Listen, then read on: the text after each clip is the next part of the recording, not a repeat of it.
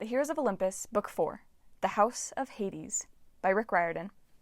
Chapter 53, Annabeth. Annabeth had never been scared of the dark. But normally, the dark wasn't 40 feet tall. It didn't have black wings, a whip made out of stars, and a shadowy chariot pulled by vampire horses. Nyx was almost too much to take in. Looming over the chasm, she was a churning figure of ash and smoke, as big as the Athena Parthenos statue, but very much alive. Her dress was void black, mixed with the colors of a space nebula, as if galaxies were being born in her bodice. Her face was hard to see, except for the pinpoints of her eyes, which shone like quasars. When her wings beat, waves of darkness rolled over the cliffs, making Annabeth feel heavy and sleepy, her eyesight dim. The goddess's chariot was made of the same material as Nico D'Angelo's sword, Stygian iron, and pulled by two massive horses, all black except for their pointed silver fangs. The beast's legs floated in the abyss, turning from solid to smoke as they moved. The horses snarled and bared their fangs at Annabeth. The goddess lashed her whip, a thin streak of stars like diamond barbs, and the horses reared back. "No shade," the goddess said. "Down, Shadow. These little prizes are not for you." Percy eyed the horses as they nickered. He was still shrouded in death mist, so he looked like an out-of-focus corpse, which broke Annabeth's heart every time she saw him.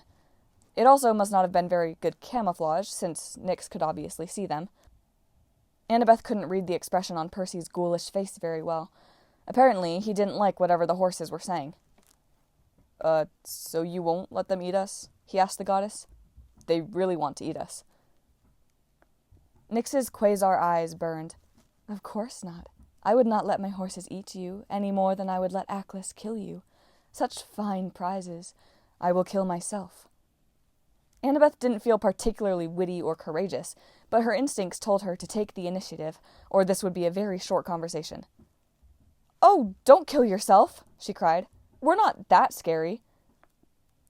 The goddess lowered her whip. "What? No, I didn't mean—" "Well, I'd hope not." Annabeth looked at Percy and forced a laugh. "We wouldn't want to scare her, would we?" Percy said weakly. No, we wouldn't." The vampire horses looked confused. They reared and snorted and knocked their dark heads together. Nyx pulled back on the reins. "Do you know who I am?" she demanded. "Well, you're Knight, I suppose," said Annabeth. "I mean, I can tell because you're dark and everything, though the brochure didn't say much about you." Nyx's eyes winked out for a moment. "What brochure?"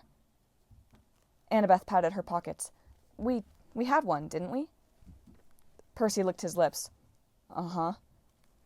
He was still watching the horses, his hand tight on his sword hilt, but he was smart enough to follow Annabeth's lead. Now she just had to hope she wasn't making things worse, though, honestly, she didn't see how things could be worse. "Anyway," she said, "I guess the brochure didn't say much, because you weren't really spotlighted on the tour. We got to see the River Phlegethon, the Cocytus, the Arai, the poisoned glade of Aklis, even some random titans and giants. But Nyx? No, you weren't really featured." "Featured? Spotlight?" "Yeah," Percy said, warming up to the idea. "We came down here for the Tartarus Tour. Like, exotic destinations, you know? The underworld is overdone. Mount Olympus is a tourist trap." "Gods, totally," Annabeth agreed. "So we booked the Tartarus excursion, but no one even mentioned we'd run into Nyx. Huh. Oh well, guess they didn't think you were important." "Not important!" Nyx cracked her whip. Her horses bucked and snapped their silvery fangs. Waves of darkness rolled out of the chasm, turning Annabeth's insides to jelly, but she couldn't show her fear. She pushed down Percy's sword arm, forcing him to lower his weapon. This was a goddess beyond anything they had ever faced. Nyx was older than any Olympian or Titan or giant, older even than Gaia. She couldn't be defeated by two demigods, at least not two demigods using force. Annabeth made herself look at the goddess's massive dark face. "Well, how many other demigods have come to see you on the tour?" she asked innocently. Nyx's hand went slack on the reins. "None. Not one. This is unacceptable." Annabeth shrugged. "Maybe it's because you haven't really done anything to get in the news. I mean, I can understand Tartarus being important. This whole place is named after him. Or if we could meet Day. Oh yeah, Percy chimed in. Day? She would be impressive. I totally want to meet her. Maybe get her autograph. Day? Nyx gripped the rail on her black chariot. The whole vehicle shuddered. You mean Hemera?